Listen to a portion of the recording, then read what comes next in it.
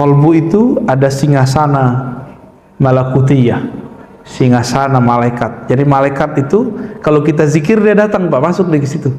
Dialah yang membisikkan kebaikan-kebaikan. Tapi hati-hati, di situ juga ada rumah syaitan. Jadi kolbu ini ada rumah syaitan juga.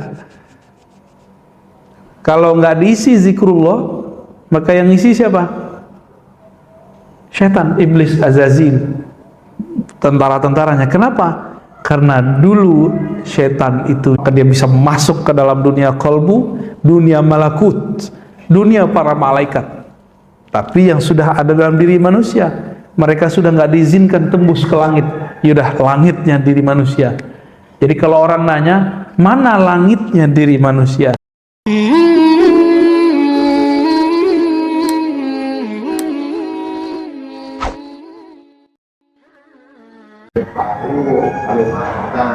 Alhamdulillah Rabbil Alamin, hamdal hamidin, hamdal mustaghfirin, hamdan yafi ni'amahu wa yukafi'u mazidah. Asyhadu an la ilaha illallah, asyhadu anna Muhammadan abduhu wa rasuluh. Allahumma salli wa sallim wa barik ala sayyidil wujud, sayyidil qawnaini, sayyidina Muhammad wa ala alihi wa ashabihi wa li baitihi wa dhurriyyatihi ajma'in.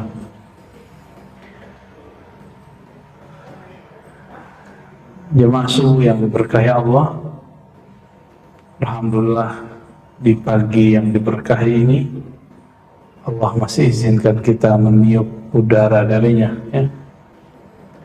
Alhamdulillah kita ditakdirkan, dipilih untuk bangun di subuh ini di saat masih banyak orang masih mendengkur, bener ya.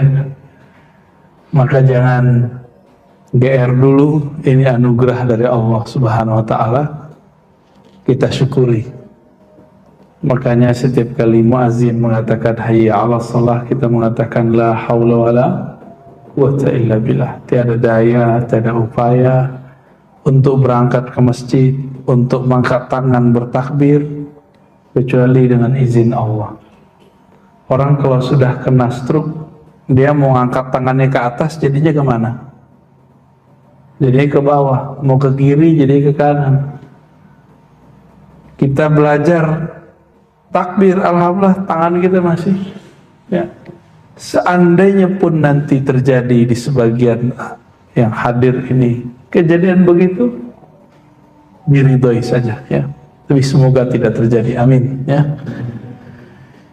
Kita masuk ke bab sekarang, bab tafakkur. Sebelumnya mari kita kondisikan hati, samakan frekuensi pikiran kita dengan baca surah Al-Fatihah.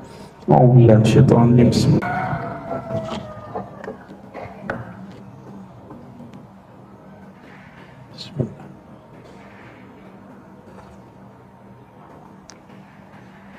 Sebelumnya kita membahas bab diam. Di dalam diam itu, seorang yang mengenal Allah, dia tidaklah kosong. Diamnya berharga. Yang orang katakan diam itu emas. Itu bab berikut ini yang disebut diamnya emas. Diam yang di dalamnya ada tafakkur. Maka bab yang akan kita pelajari pada pagi ini, itu babul ashir, bab yang ke-10. Ini enaknya kalau ngaji bahasa kita pakai kitab, jadi saya nggak perlu menyiapkan tema. Temanya sudah dari kitab semua, tinggal lanjut aja. Di pesantren kami begini Pak, tapi tiap hari. Maka kitab setebal ini ya bisa khatam cuma dalam beberapa kali pertemuan. Baca terus, baca terus, baca terus.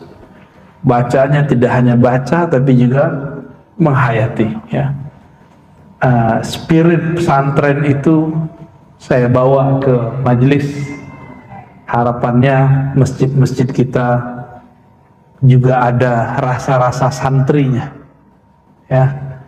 Maka yang ngantuk-ngantuk udah tidur aja Pak, nggak apa-apa.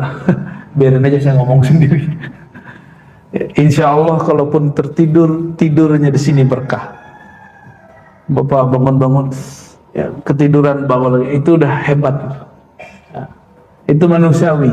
Tapi yang bisa bangun berarti nur malaikat dalam dirinya itu bangun.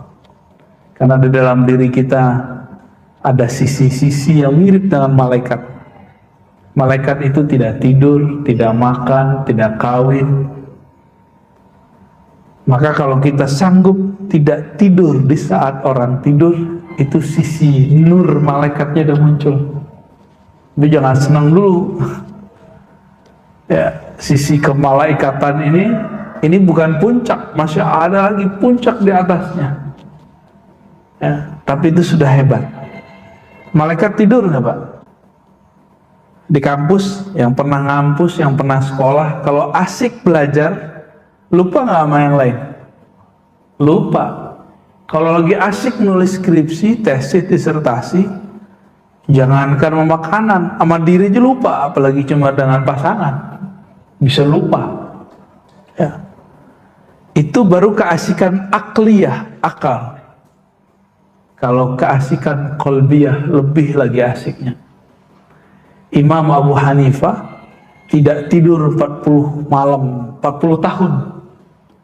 Sufyan Ats-Tsauri begitu, Imam Malik begitu, Imam Syafi'i karena beliau tahu teknik-teknik juga begitu.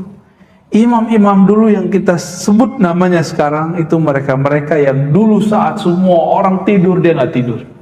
Ngapain? Bukan ngopi Pak, bukan. Bukan ngenet, bukan. Kalau kita kan ngenet ya, nge-YouTube, Thariqah al-Youtubiyah. Ya.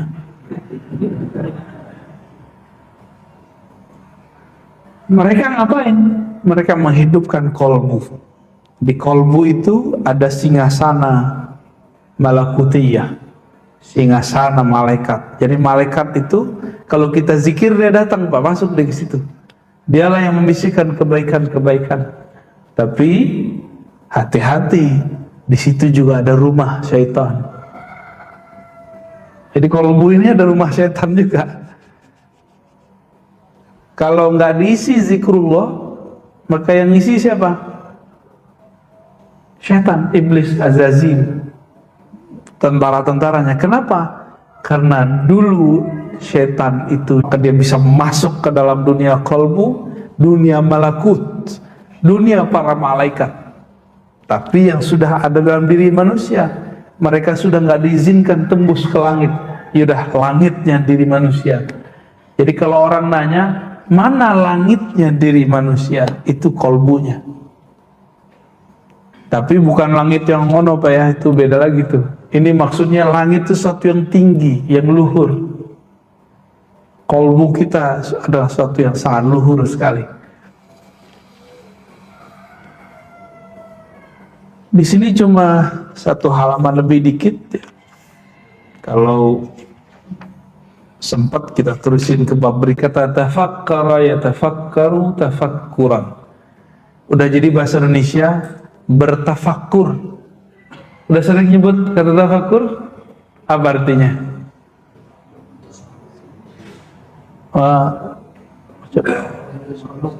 Merenung, introspeksi, muhasabah ya, merenung ya, deket-deket lah semua ya. Tapi kalau kita ambil lagi fakkara, berfikir, tafakkur, mencari di balik yang difikirkan, di balik yang kita lihat.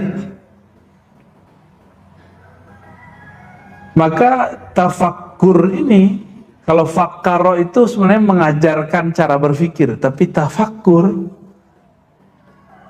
mencoba mencari makna dari sesuatu, itu tafakkur. Ini sebenarnya apa ini? Gitu. Itu tafakkur. Namun tafakkur itu kepada objek alam. Jadi tafakkur itu melihat alam. Itu tafakkur. Ada satu lagi temannya tadabbur. Tadabbur itu kepada dalil Quran. Jadi dalil Quran ditadabburi, jangan dibalik. Taufik ya, jangan kebalik-balik, jangan munqalib, jangan maqlub. Afala yatadabbaruna al-Qur'an. Jelas di Quran bahwa tadabbur pasangannya Quran. Kalau tafakkur fi khalqis samawati wal ard, mengenai penciptaan langit dan bumi. Quran itu ngomongin langit bumi juga, tapi jika dibolak-balik itu beda. Ini mohon maaf kepada orang yang selama ini menganggap terjemahan Quran itu Quran. Hei, sadar. Quran itu satu hurufnya bisa dimaknai. Maka terjemahan yang antum baca dari terjemahan Kementerian Agama kah, atau terjemahan dari siapa, itu baru satu makna daripada ayat. Jadi jangan kemudian kalau udah baca terjemahan udah ngerti Quran, belum. Kalau begitu kenapa Nabi mengatakan baca kulhu sama dengan sepertiga Quran? Itu kenapa, Pak? Kita kalau ulik-ulik terus kalimat kul huwallahu ahad, nggak ada habisnya. Setahun kita ngaji kul huwallahu nggak selesai, Pak. Sampai mati nggak selesai itu kul huwallahu ahad. Ngaji huwa Allah ahad, nggak selesai. Saya jamin. Huwa aja udah lama tuh. Tahu dia, bagaimana dia, siapa dia, apa sifat dia, apa yang mustahil bagi dia. Allah, alif lam lam ha, kok bisa disebut begitu? Dalam bahasa lama Allah juga. Makanya beberapa aliran, kalian jangan sebut-sebut nama Tuhan kalian Allah. Allah itu bahasa kami. Lah bukan begitu. Gak ngerti sejarah bahasa dia berarti. Ini bahasa Semit namanya. Quran itu bahasa Arab, bahasanya Yesus itu Suryaniyah dan Ibraniyah, dua dia ngomong bahasanya dua. Bahkan disebutkan juga bahasa ketiga Aramiyah. Bahasa Aram itu cuma dipakai sekarang 3 kampung di Syam, di Suriah. 3 kampung doang, itu bahasa tua itu. Sayyidina Adam itu berbicara pakai bahasa apa? Suryaniyah. Itu bahasa paling tua di alam semesta. Itu bahasa paling tua tuh, Suryaniyah. Tapi sebelum itu kan sudah ada iblis. Pakai bahasa apa iblis? Bingung kan? Ya. Itu mereka nyebut dia Allah, itu Allah, Pak, dari dulu. Tapi dengan dialek yang beda. Elohim. Makanya kita kalau doa Allahumma, benar gak? Allahumma bahasa sono, Pak. Bahasa Ibrani, Aramaik, Suri, mereka ngomong begitu. Kalau kita dengar cerita kepergian Yesus, apa kata Yesus? El lima sabaqtani, Nabi Isa. El itu Allah, Allah gitu. Elohim sama, sumbernya sama kok. Jadi nggak usah sok-sok maling merasa ini nama tuh. Emang namanya begitu. Huwa, Yahweh, sama dia itu.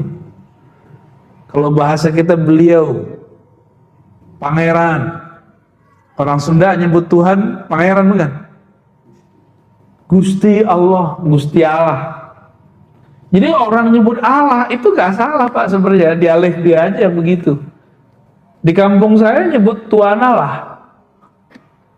Datang saya ke orang Jawa nyebutnya Gusti Allah. Sama gak? Huwa, dia. Itu dalam bahasa China, bahasa Prancis itu mirip, pakai D. Kalau kita terjemahkan dia gitu. Apa salah baca, silakan dibenerin sendiri. Itu yang ngerti bahasa Prancis, bahasa Tiongkok ya, bahasa Cina, Mandarin.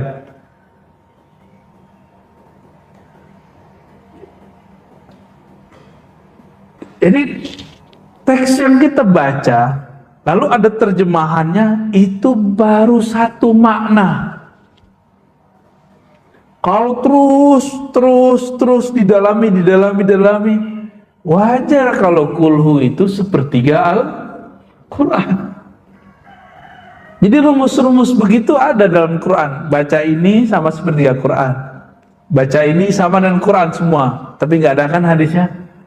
Baca satu surat sama dengan membaca semua Quran. Baca satu ayat sama dengan baca satu Quran. Nggak ada kan? Tapi oleh orang yang mengerti ilmu kulhu tadi, mereka tahu surat apa itu, ayat apa itu. Nggak boleh saya sebut, Pak. Ya, ntar nggak mau baca Quran lagi. Ntar baca yang satu ayat itu aja. Salah paham, maksudnya bukan begitu. Kedalaman satu ayat itu adalah kedalaman Al-Quran dari awal sampai akhirnya. Itulah maksud dari seorang imam ahli sholawat namanya Sidi Ahmad Tijani. Ini sering dinukil, dipelintir oleh kelompok anti sufi. Sidi Ahmad Tijani itu pernah berkalam, sholawat Al-Fatih lebih afdol dari Quran dibaca 6 kali khatam. Dibulilah, disesatkanlah kalam beliau ini. Padahal maksud beliau bukan begitu. Orang kalau baca Quran, hatinya nggak berkoneksi kepada Allah, kepada Quran. Dia baca Quran 6 kali, terus dibandingkan dengan satu sholawat, tapi dia merasakan keagungan yang disolawati. Maka lebih afdol ini 6 kali. Itu maksud beliau begitu. Bukan berarti sholawat Al-Fatih lebih tinggi dari Al-Quran. Itu sholawat Al-Fatih namanya, Pak. Allahumma salli ala sayyidina Muhammadin al-Fatih lima ulika wal khatim lima sabaq nasrul haqqi bil haqqi wal hadi ila siratal mustaqim wa ala alihi haqqa qadri miqdaril azim. Itu sholawat ajib. Sholawat itu menyebut Nabi itu Al-Fatih, artinya penakluk. Kalau Al-Fatih yang ini nanti di akhirat semuanya, semua umat, semua nabi itu sedang menunggu syafaat. Akhirnya nyari Nabi Adam. Nabi Adam bilang, saya nggak bisa bantu kalian, malah karena akulah kalian terusir dari surga. Tawaduknya Nabi Adam. Datang ke Nabi Nuh. Nabi Nuh bilang, lah kalian datang kepadaku, aku dulu nggak sabar mendoakan kehancuran umatku sendiri. Datanglah ke Ibrahim. Datang Nabi Ibrahim. Apa kata Nabi Ibrahim? Kalian datang kepadaku, aku punya kesalahan 3. Pernah bohong. Tapi bohongnya Nabi Ibrahim dosa nggak? Enggak, beliau cuma merasa salah adab. Tapi itu nggak dosa, malah wajib beliau begitu. Bohongnya itu wajib gitu. Kita tiap hari bohong ya. Tiap hari kita bohong, Pak. Datangi Musa. Musa bilang, dulu saya pernah mukul orang, dibunuh, saya gak dikisos. Padahal umatku jika membunuh seseorang dikisos. Datang ke Nabi Isa nggak ngomong apa-apa. Datangnya Nabi Muhammad SAW. Maka Nabi mengatakan, hatta Ibrahim, dia butuh syafaatku. Akulah Al-Fatih, akulah sang pembuka. Maka sholawat itu kunci syafaat nanti di padang mahsyar. Itu maksud beliau, tapi disalahpahami orang. Karena teksnya kadang-kadang jatuh ke tangan orang yang tidak faham perkalian-perkalian di bab yang kita sebut tafakkur ini, tafakkur dan tadabbur. Ya, jadi perkalian rahasianya itu ada pada bab tafakkur.